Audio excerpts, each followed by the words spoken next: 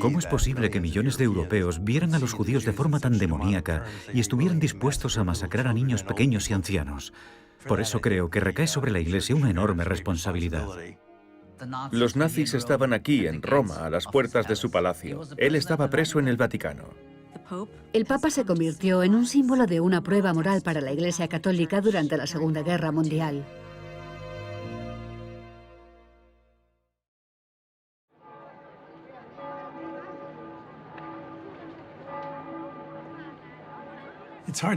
Es difícil poner fecha a los orígenes de lo que sucedió con el Vaticano y el Holocausto. Pero 1922 es un año clave, porque Pío XI se convirtió en papa y seguiría siéndolo durante las siguientes 2 décadas y los años previos al Holocausto.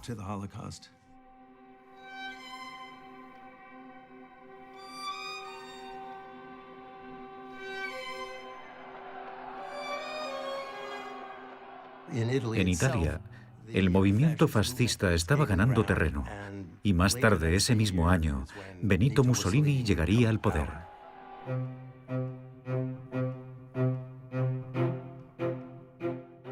Pío XI casi de inmediato vio la oportunidad de negociar con una figura que, según él creía, controlaba el sistema político. El propio Papa dijo, Dios elige instrumentos extraños, y Mussolini ciertamente es muy extraño como instrumento de Dios. Mussolini era un hombre violento, sin un ápice de religiosidad en su cuerpo, pero así veía el Papa las cosas.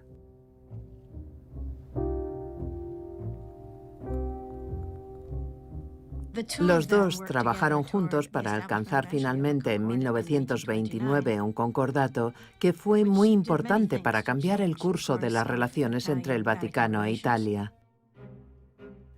En ese concordato se reconocía a la Ciudad del Vaticano como una entidad soberana, no existía con anterioridad.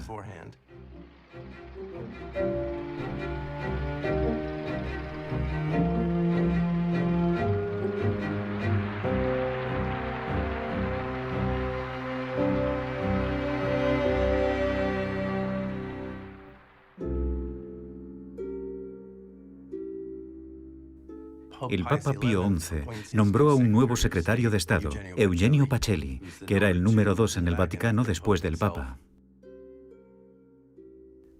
Eugenio Pacelli se inició en la diplomacia en Alemania, en el periodo inmediatamente posterior a la Primera Guerra Mundial, y desde ahí sirvió como representante papal. No hay duda de que le tomó afecto al idioma alemán, al pueblo alemán, y lo que quizás sea más importante, se familiarizó con la realidad de la política alemana.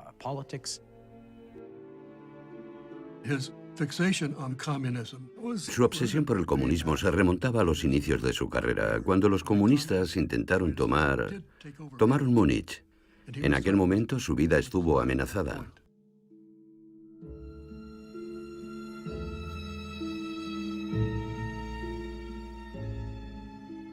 Pacelli era un hombre con un profundo conocimiento de la situación política mundial.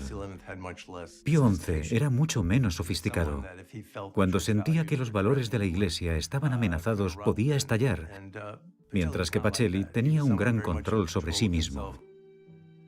El Papa llegó a delegar en Pacelli los asuntos alemanes, debido al profundo conocimiento que tenía de Alemania.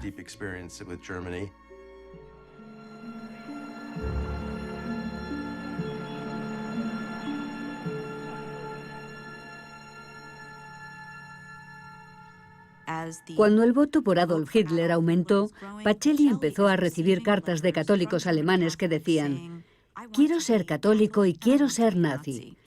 Por favor, pídale al Papa Pío XI que adopte una postura clara. Aconséjeme».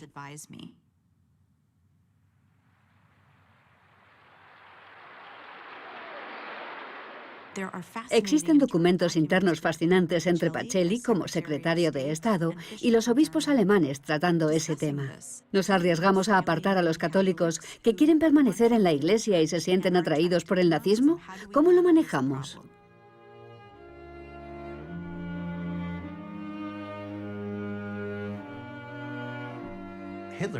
Hitler llegó al poder en enero de 1933 y rápidamente, en tan solo 6 meses, Pacelli negoció un concordato, un tratado entre el Vaticano y el régimen nazi en Alemania.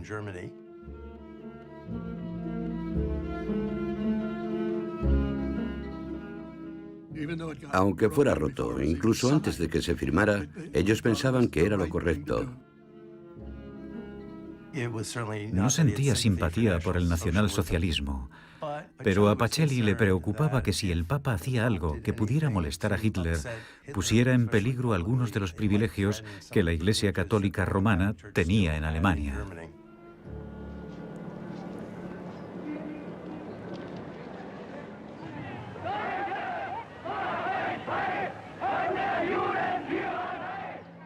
Las primeras leyes antijudías se aprobaron en 1933. Pacelli, como secretario de Estado, adoptó una posición neutral. Dejemos que los obispos alemanes tomen sus decisiones. Nosotros aquí en Roma y yo como secretario de Estado intentaremos mantenernos por encima de la refriega.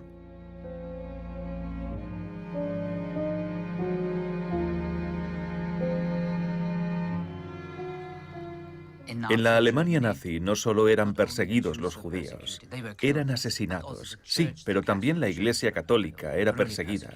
Mataban sacerdotes. Y el objetivo de los nazis también era eliminar, asesinar a la Iglesia. Al principio, con las primeras leyes antijudías, al Vaticano llegaban muchas cartas de judíos que decían: ayúdenme, por favor, den algún tipo de respuesta que sea oída por los millones de católicos romanos de todo el mundo y por un régimen que tenía un 30% de población católica.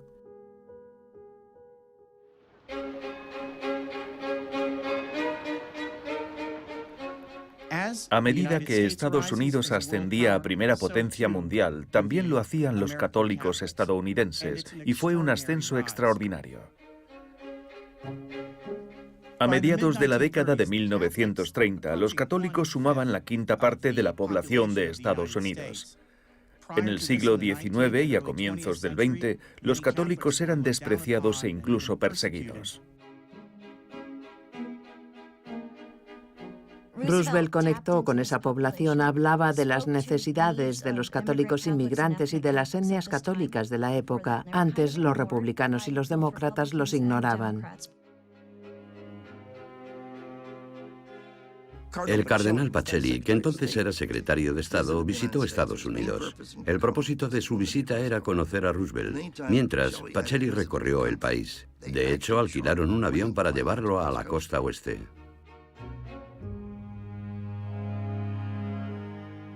La visita de Pacelli en 1936 se produjo en vísperas de las elecciones presidenciales, por lo que Roosevelt quiso que la comunidad católica supiera que él era quien había invitado a Pacelli, el secretario de Estado del Vaticano, a Estados Unidos.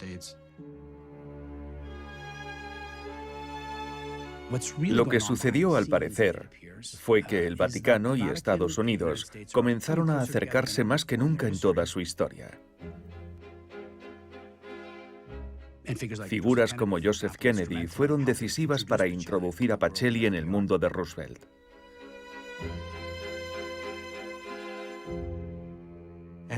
Y mantuvieron aquella famosa discusión. Pacelli dijo que el mayor desafío al que Estados Unidos se enfrentaba era el comunismo. Y Roosevelt se rió y le dijo a Pacelli que el mayor desafío era el fascismo.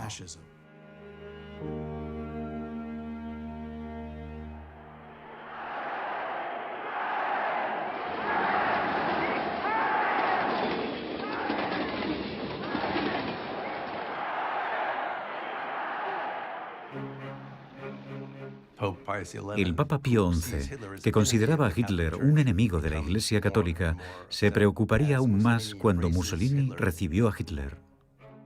Hitler veía a Mussolini como un modelo a seguir, como un hermano mayor, pero eso cambiaría a medida que Hitler adquiría cada vez más poder.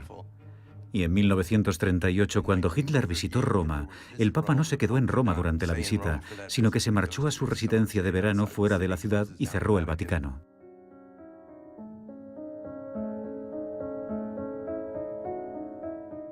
Cuando se anunciaron las medidas antisemitas, para la mayoría de los italianos fue una gran sorpresa. Expulsar a los estudiantes judíos de las escuelas públicas, despedir a los maestros y profesores judíos y a los funcionarios públicos. Existe un gran debate sobre si Mussolini era antisemita. Una mujer judía, Margarita Sarfatti, era su querida, su amante y tal vez su asesora política más importante antes de llegar al poder. Los historiadores consideran que sus medidas antisemitas eran una forma de demostrarle a Hitler que eran iguales.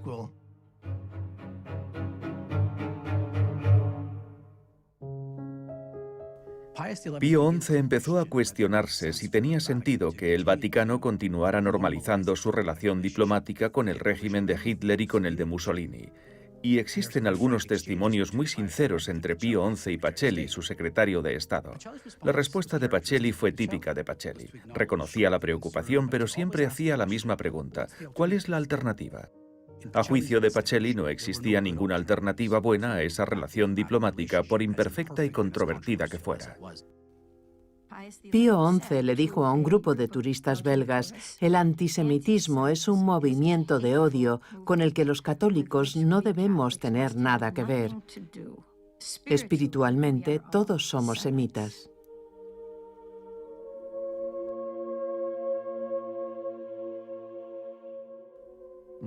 Las enseñanzas negativas sobre los judíos se originaron en los primeros años del cristianismo, cuando se retrataba a los judíos bajo una luz negativa.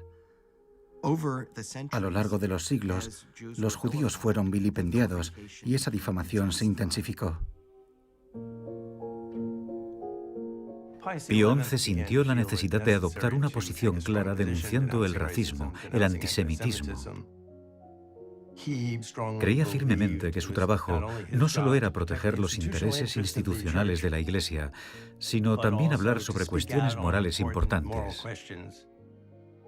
A pesar de las objeciones que le plantearon Pacelli y otros en su entorno, el Papa decidió: no, esto es una cuestión de principios básicos, de valores católicos profundos. Él sentía que el Papa estaba obligado a hablar.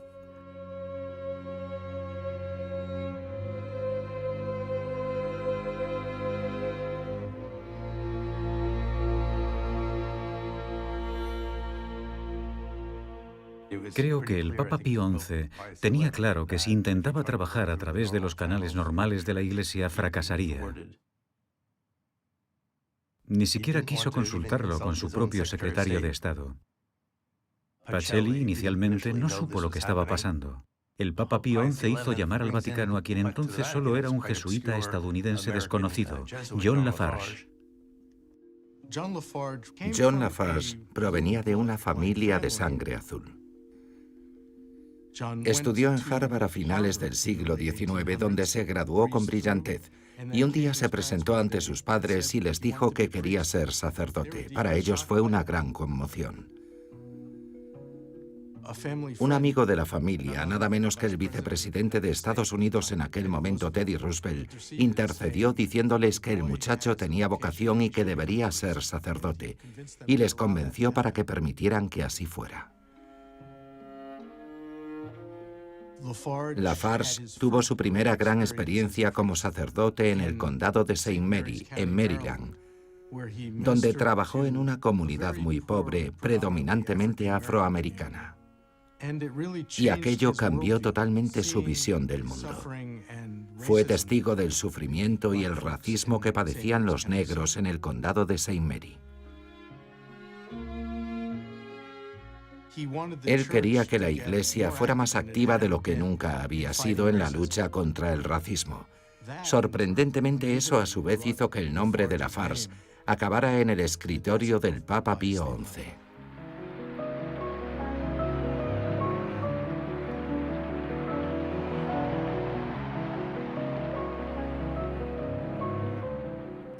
A mediados de la década de 1930, a los estadounidenses no siempre ni necesariamente les interesaban los cambios que se estaban produciendo en Europa con el ascenso de Hitler y el nazismo. Sin embargo, en 1938 algo terrible parecía estar sucediendo.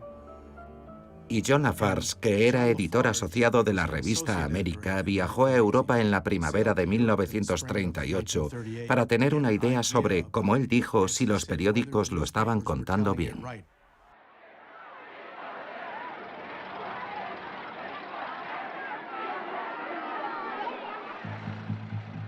Eso fue un mes después de que Hitler realizara su espectacular y triunfal visita a Roma, Nápoles y Florencia. Un día o dos antes de que LaFarge abandonara Roma, de repente llegó a su residencia una carta con los inconfundibles colores y el escudo del Vaticano. Y supo de inmediato que aquello era una invitación del mismísimo Papa.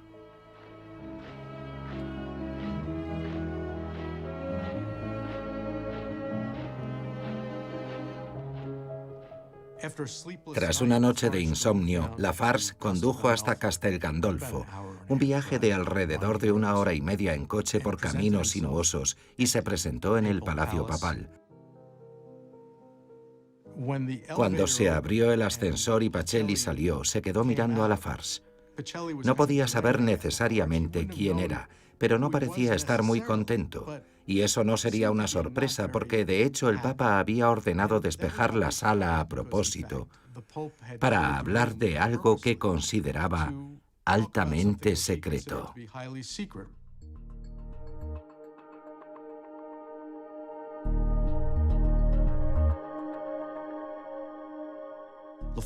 LaFarge miró a su alrededor y sobre el escritorio del Papa vio una copia de su libro, Justicia Interracial. Allí estaba LaFarge, esperando ser reprendido por el Papa por decir algo que iba demasiado lejos, que era demasiado progresista. Después tuvo lugar un intercambio casi cómico en el que ambos intentaron decidir en qué idioma hablarían. El Papa leía muchos idiomas y probablemente podía hablar algo de inglés, pero acordaron hablar en francés. Muy pronto, el Papa abordó el tema que quería tratar, que se estaba preparando para desafiar a Hitler, al nazismo, a Mussolini y al concepto del antisemitismo. Lo mismo que LaFarge hacía en Justicia Interracial. Solo hay una raza y esa es la raza humana. Y, prosiguió el Papa, tú, John LaFarge, escribirás esa encíclica para mí. Estaba anonadado. Dijo, ¿cómo podría un humilde jesuita de Estados Unidos hacer tal cosa? Y fue entonces cuando el Papa se volvió hacia él y le dijo, dígalo sencillamente. Dígalo como si usted fuera el mismo Papa.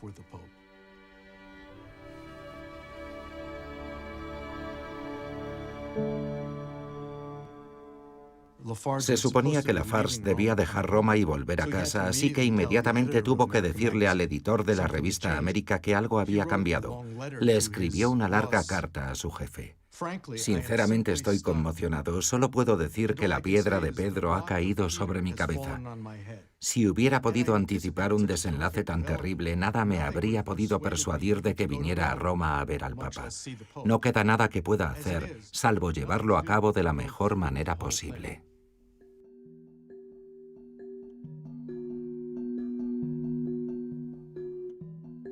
Una encíclica es la mayor declaración de autoridad que un papa puede hacer.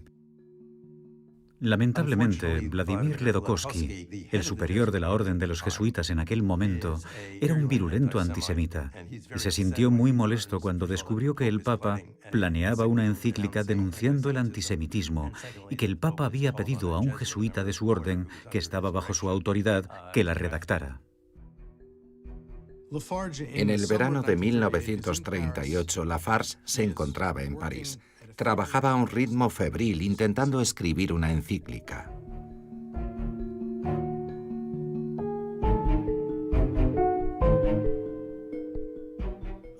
De vez en cuando, Ledokovsky se ponía en contacto con él. ¿Cómo estás? ¿Qué tal va eso? Quizás demasiado interesado en averiguar qué estaba pasando. Y finalmente le dijo a LaFarge, bueno, si estás a punto de terminarlo, no es necesario que vuelvas a Roma. Dámelo a mí y yo se lo llevaré al Papa. Lafarge no sabía si esa era una buena idea o no, pero finalmente cedió y dijo, bueno, puedo confiar en que mi superior entregará esto. Mientras esperaba que llegara, el Papa hizo algunos comentarios en la prensa acerca de que tenía algo importante que decir. Lafarge llegó a Estados Unidos un par de semanas después. Esperaba noticias, pero solo hubo silencio. A finales de octubre, Lafarge empezó a preocuparse cada vez más porque no había tenido ninguna noticia sobre el borrador de su encíclica y empezó a sospechar que algo pasaba. Lafarge decidió escribirle una carta al Papa diciendo, estoy seguro de que ha recibido la encíclica del padre Ledochowski porque se la entregué a él. Lafarge le llevó la carta al representante del Vaticano en Washington, quien presumiblemente la envió en una valija diplomática al Vaticano. Lafarge finalmente supo que el Papa había estado preguntando, ¿dónde está la encíclica? Mientras, a lo largo de 1938, el Papa cayó enfermo en varias ocasiones. Había dudas acerca de si su enfermedad cardíaca podía agravarse lo suficiente como para impedirle ejercer su cargo.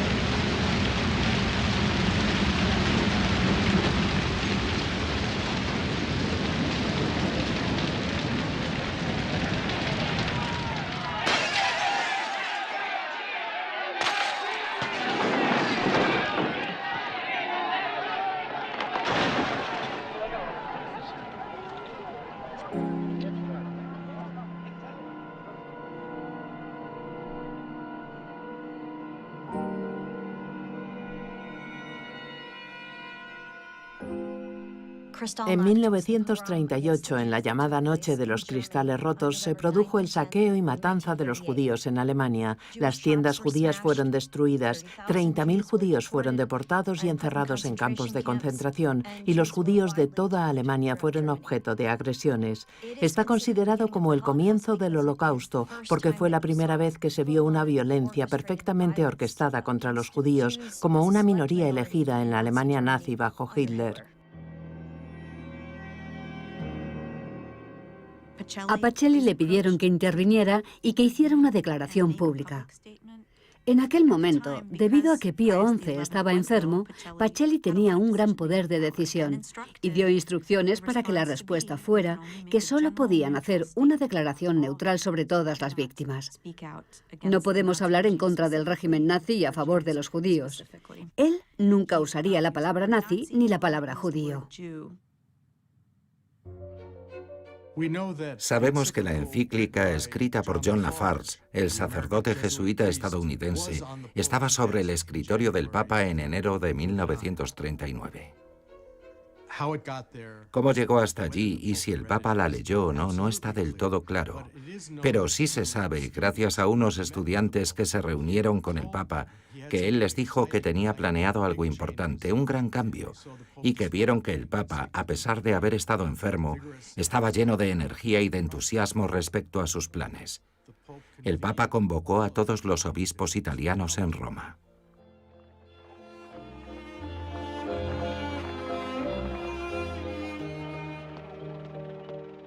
El Papa de repente cogió un resfriado. Llamó a los médicos y les dijo que lo mantuvieran activo, que le dieran lo que fuera necesario, porque tenía que llegar hasta ese sábado para reunirse con los obispos. Lo que ocurriera entonces lo ignoramos, porque el Papa murió el día anterior, el 10 de febrero de 1939.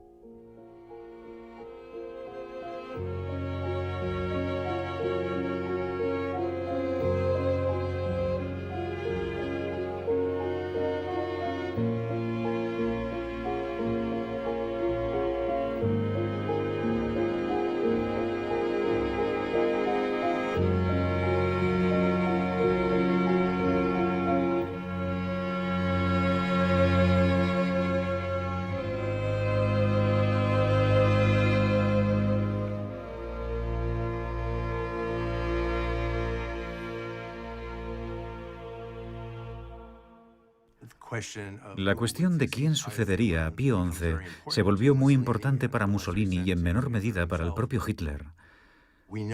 Por la correspondencia diplomática sabemos que tanto los fascistas como el embajador italiano y el embajador alemán o nazi ante la Santa Sede se reunieron para discutir lo que había que hacer y ambos acordaron que el hombre que protegería mejor sus intereses era Eugenio Pacelli. De forma que, conspirando entre bastidores, se reunieron con los cardenales alemán e italiano para intentar asegurarse su apoyo.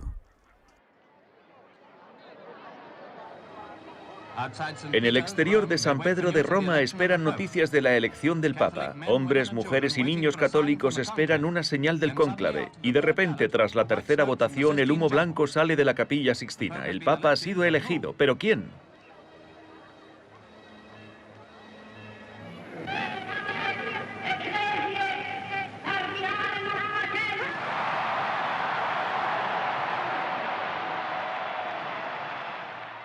El cardenal Eugenio Pacelli, secretario de Estado papal, es el elegido por los cardenales.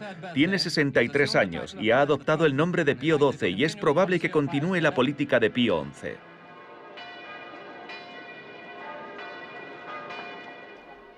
Pío XII decidió que la encíclica era una mala idea, que solo aumentaría las tensiones tanto con el régimen fascista en Italia como con el régimen nazi en Alemania. Y una de las primeras cosas que hizo Pacelli fue decirle a sus subordinados: recopilad todas las versiones de estos documentos y destruidlos. No debe quedar ni una sola carta.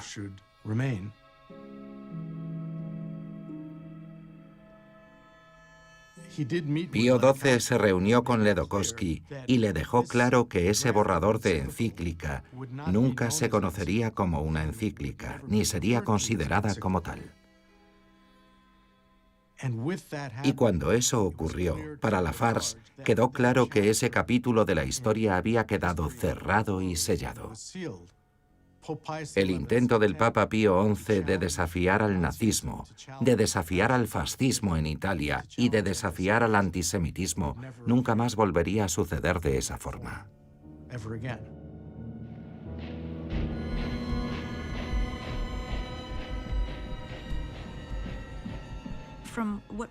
Por lo que sabemos de nazis muy radicales del más alto nivel, ellos iban a hacer lo que iban a hacer, daba igual lo que dijera nadie. No estoy segura de que lo que un papa u otro jefe de Estado pudieran decir fuera a hacerles cambiar necesariamente de la manera que nos habría gustado. Estoy pensando en esos 21 millones de católicos alemanes que tuvieron que cooperar y apoyar al régimen nazi para funcionar en el día a día. Quizás ellos se hubieran comportado de manera diferente. Quizás hubieran refugiado a una familia judía. Tal vez hubieran respondido de manera diferente a una orden en el campo de batalla. Tal vez hubieran respondido de manera diferente al matón nazi de su barrio al que intentaban evitar e ignorar en lugar de enfrentarse a él. Quizás se habrían comportado de manera diferente cuando su propia iglesia fue atacada.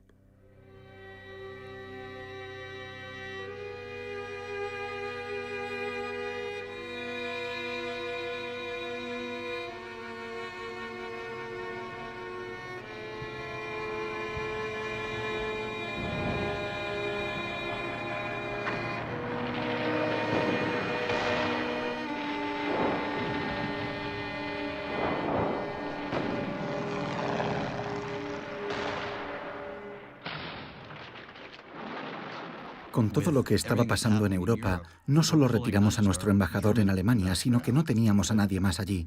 Así que una de las cosas en las que pensaba Roosevelt era que necesitábamos a alguien en Europa que pudiera decirnos qué era lo que sucedía.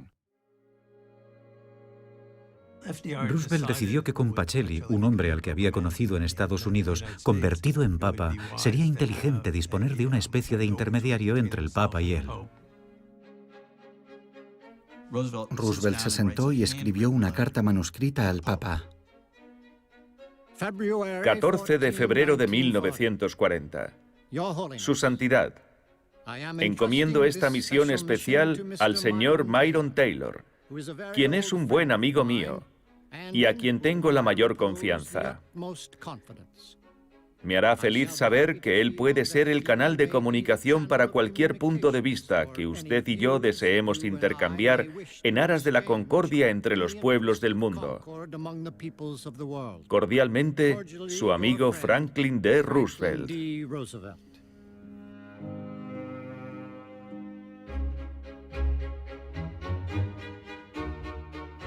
Myron Taylor fue probablemente el empresario industrial más importante del país en la primera mitad del siglo XX. A principios de la década de 1920, su amigo J.P. Morgan le rogó que salvara US Steel. Taylor dirigió la empresa del acero durante la Gran Depresión. Y él le dijo, de acuerdo, el trabajo ya está hecho, ahora quiero retirarme. Entonces, un par de semanas después, Franklin Roosevelt lo llamó y le dijo, quiero que aceptes una misión para mí.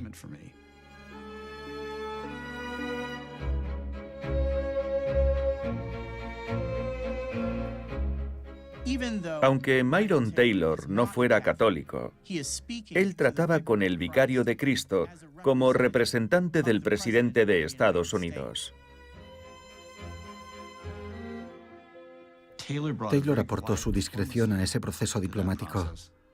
También tenía muchas relaciones personales, no solo con gente del Vaticano, porque Taylor disponía de una villa fabulosa en la Toscana, así que pasaba mucho tiempo en Italia. Conocía a toda la gente importante de Europa. En la primera visita de Taylor, en 1940, las instrucciones iniciales eran intentar impedir el estallido de la Gran Guerra. Taylor hizo todo lo que pudo para que el Papa intentara evitar que Mussolini se uniera a la guerra. No tuvo éxito en esa misión. La reacción del Papa fue, realmente no tengo ninguna autoridad, ni moral ni de otro tipo, para convencer a Mussolini de que haga algo.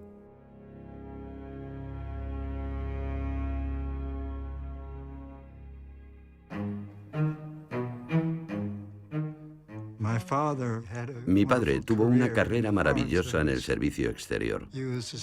Estuvo destinado en Roma durante 11 años y debido a su larga experiencia en Italia fue designado asistente de Myron Taylor.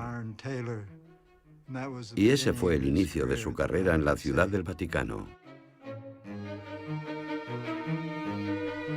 Una de las consecuencias de vivir en la Ciudad del Vaticano era, por supuesto, la de estar cerca del Santo Padre. Unas cuantas veces me invitaron a ir con mi esposa y mis 2 hijos. Los estadounidenses tenían como objetivo conseguir que el Papa se declarara abiertamente a favor de los aliados. Y mi padre tenía mucho que ver con eso. Pero el Papa nunca accedió a ello. Él quería mantener su neutralidad.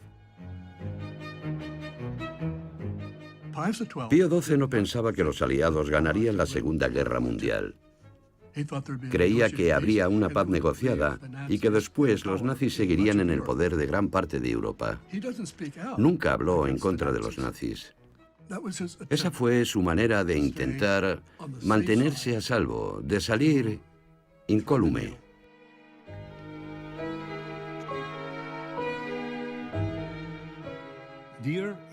Estimado señor presidente, como vicario en la tierra del Príncipe de la Paz, hemos dedicado nuestros esfuerzos y nuestra atención al propósito de mantener la paz y posteriormente restablecerla. A pesar de la ausencia momentánea de éxito y de las dificultades que entraña, seguimos el camino que nos marca nuestra misión apostólica.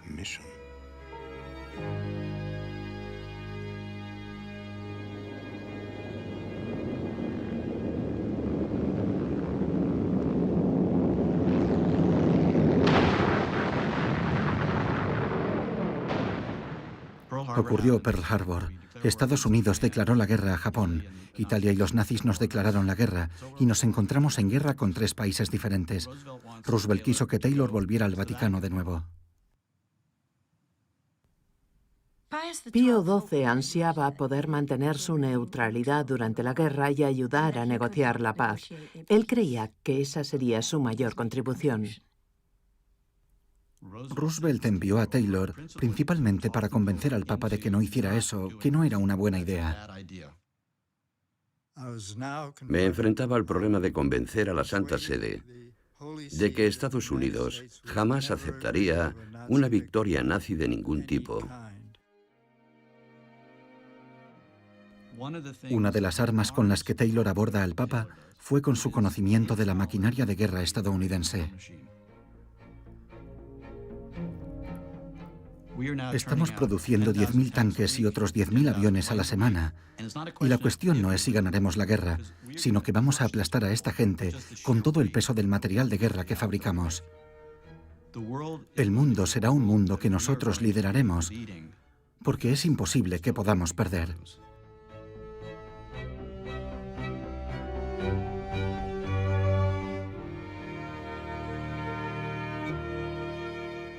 ...3 de septiembre de 1942. Su Santidad, soy consciente de las grandes dificultades que le rodean. Y sé que reza por nosotros en Estados Unidos, igual que reza por toda la humanidad.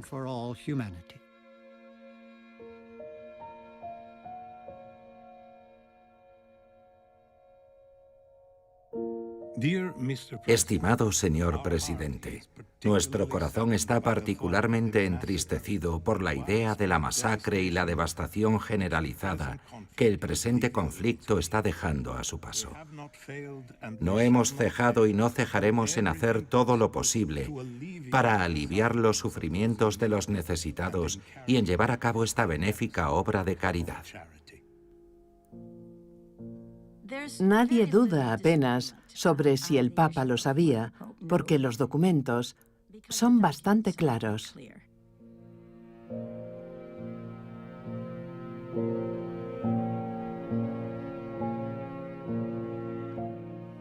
La misión de Myron Taylor no trataba principalmente sobre los judíos y la situación de los judíos, aunque esta cuestión se planteó.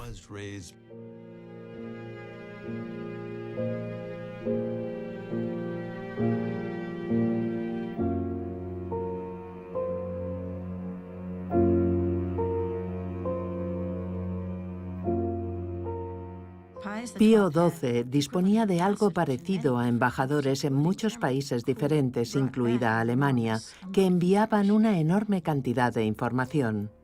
El Papa leyó y firmó muchos de esos informes. Esos documentos hablaban de la muerte de 2 millones de judíos. 6 de octubre de 1942. Aparentemente, la Santa Sede sigue convencida de que una denuncia directa de las atrocidades nazis por parte del Papa solo obtendría como resultado la muerte violenta de muchas más personas. Toda la controversia en torno a Pío XII, lo que conocemos como la Guerra de Pío, se concentra en la cuestión de lo que el Papa dijo o no dijo cuando al Vaticano comenzaron a llegar las noticias de la deportación masiva de judíos europeos.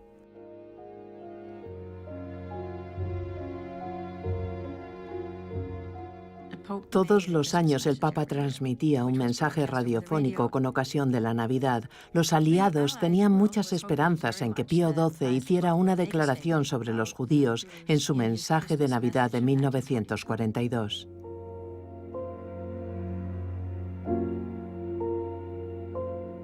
En un largo discurso, muy largo, pronunció una sola frase sobre el sufrimiento de los judíos. Cientos de miles de personas, sin ninguna culpa por su parte, en ocasiones solo a causa de su nacionalidad o raza, han sido condenadas a la muerte o a un lento declive.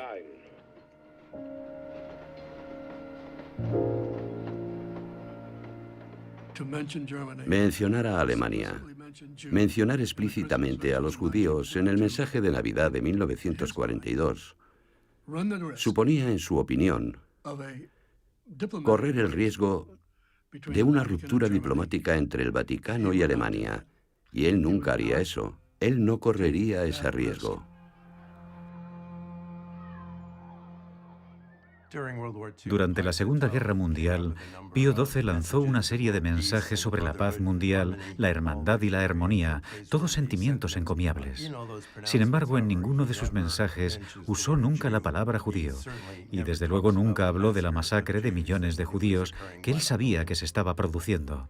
Él nunca mencionó el hecho de que miles de personas que se consideraban buenos católicos participaran en la masacre de hombres, mujeres y niños judíos. No había nada concreto que denunciara los sentimientos antijudíos en Polonia o en los países de la Europa del Este y en otros estados también para recordarles sus obligaciones morales y espirituales. Eso podría haber cambiado las cosas.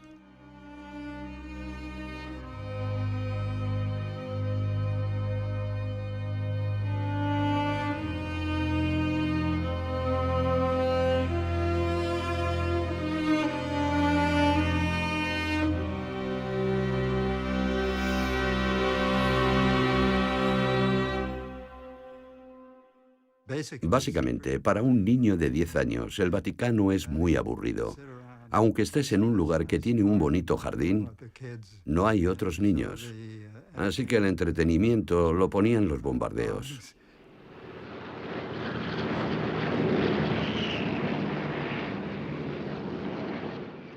Al Papa le preocupaba que bombardearan Roma y en especial la ciudad del Vaticano. Era un tema recurrente en sus reuniones con Myron Taylor, que por favor convenciera a Churchill y a Roosevelt de que no lanzaran sus bombas sobre Roma. Crees que bombardeas una parte de Roma, pero alcanzas el Vaticano, y eso es irreemplazable. 19 de julio de 1943. Estimado señor presidente, la neutralidad de la Santa Sede hunde sus profundas raíces en la naturaleza misma de nuestro ministerio apostólico. Y ahora, incluso en Roma, hemos tenido que presenciar la desgarradora imagen de la muerte, saltando desde el cielo, aniquilando a mujeres y niños. Una ciudad en la que todos sus barrios tienen monumentos irreemplazables de fe, arte y cultura cristiana. No puede ser atacada sin infligir una pérdida incomparable al patrimonio de la religión y la civilización.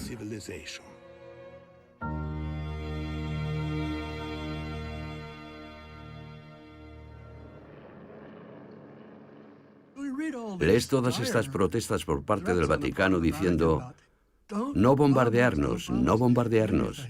Y entonces piensas, ¿dónde estaban sus protestas por lo que les estaba pasando a los judíos? Y cuando pones esas dos cosas en la balanza hace así.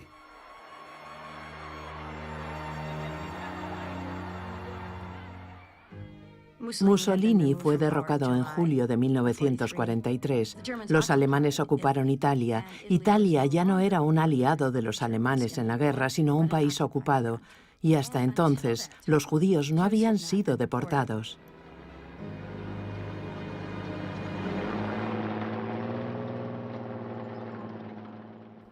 En ese momento todo cambió para los judíos.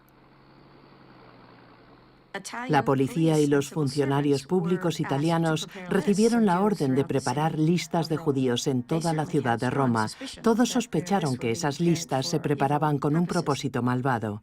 Muchos de esos funcionarios eran católicos practicantes que no querían ver deportados a los judíos y hablaron con sus sacerdotes. Había toda una red. Cuesta creer que esa información no llegara al Papa, pero parece que los judíos no fueron alertados sobre el inminente peligro.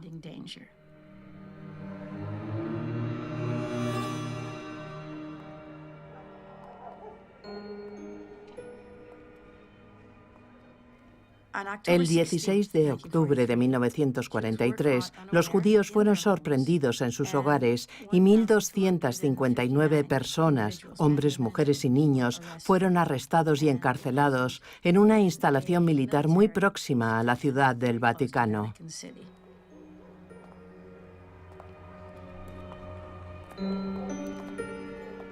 El Papa se enteró de la redada de Roma en la mañana del 16 de octubre mientras se estaba produciendo.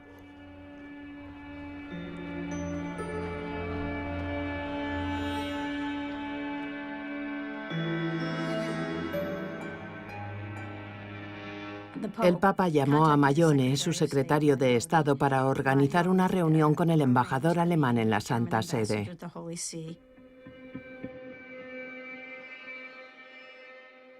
El embajador alemán, Ernst von Weizsäcker, le dijo al cardenal: «Bueno, entiendo su posición, pero ¿de verdad quiere que le diga eso a la máxima autoridad en Alemania?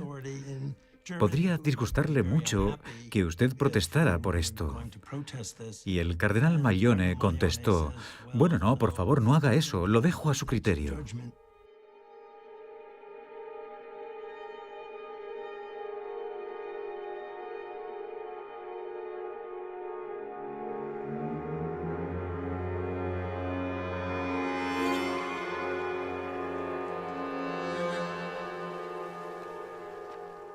El Papa no protestó. El 18 de octubre, más de 1000 personas fueron deportadas a Auschwitz. La mayoría de ellas morirían gaseadas 2 días después de llegar a Auschwitz.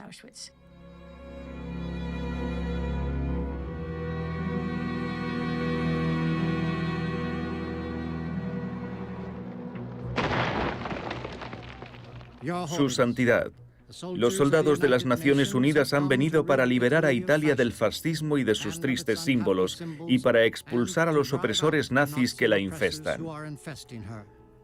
En la medida en la que esté en nuestro poder, las iglesias y las instituciones religiosas no sufrirán la devastación de la guerra durante la batalla que se avecina. Cordialmente suyo, Franklin Delano Roosevelt.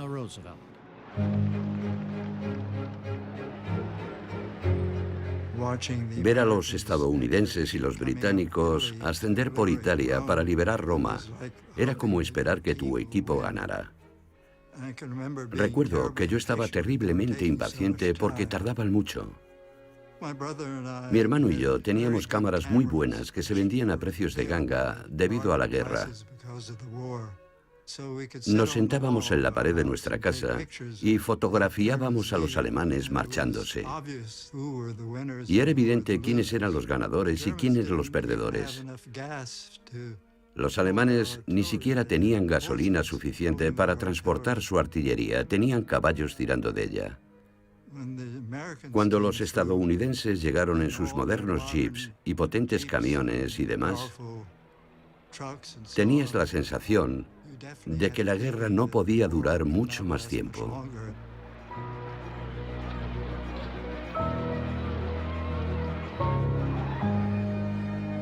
Su Santidad el Papa estaba a punto de hablar y casi medio millón de personas abarrotaban la histórica plaza.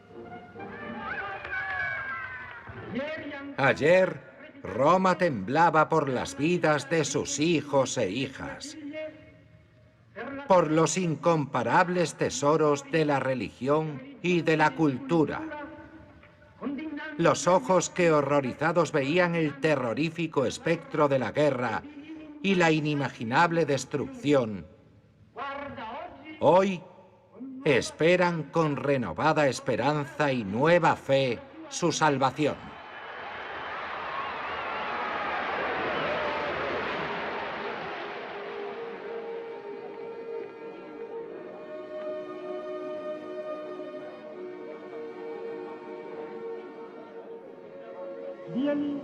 Queridos hijos, es una verdadera alegría para nosotros daros la bienvenida a todos aquí.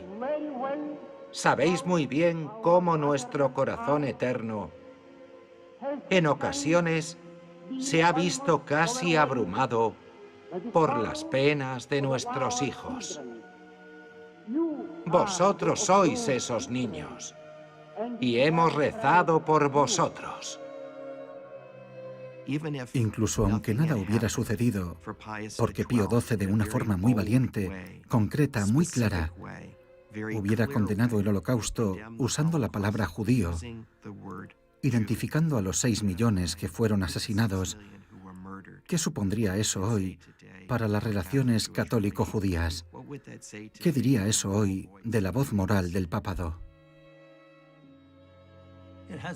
En defensa de Pío XII y su silencio durante el Holocausto se ha dicho: ¿y qué hicieron los estadounidenses y los británicos para ayudar a los judíos?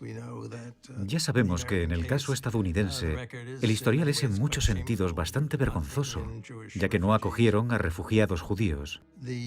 Sin duda, los estadounidenses y los británicos denunciaron a los nazis por lo que estaban haciendo a los judíos y hablaron sobre la absoluta necesidad de derrotar a los nazis, y el Papa, por supuesto, nunca lo hizo.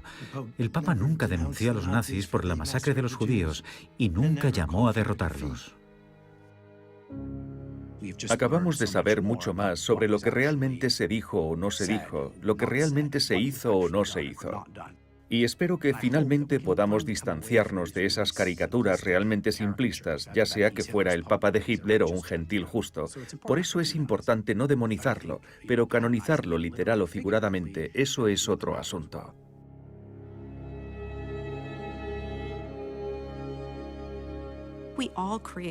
Todos anhelamos una valoración honesta, responsable y clara de esta historia. Por las familias judías que intentaban comprender por qué, cuando no lo merecían, no habían hecho nada para ganarse la ira de sus vecinos y del régimen nazi y el silencio de la Iglesia ante todo aquello. Y para los católicos, que se preguntan ¿por qué falló mi Iglesia? ¿Por qué falló a los judíos? ¿Por qué falló a los principios católicos? ¿Por qué falló en ser una Iglesia de amor y misericordia?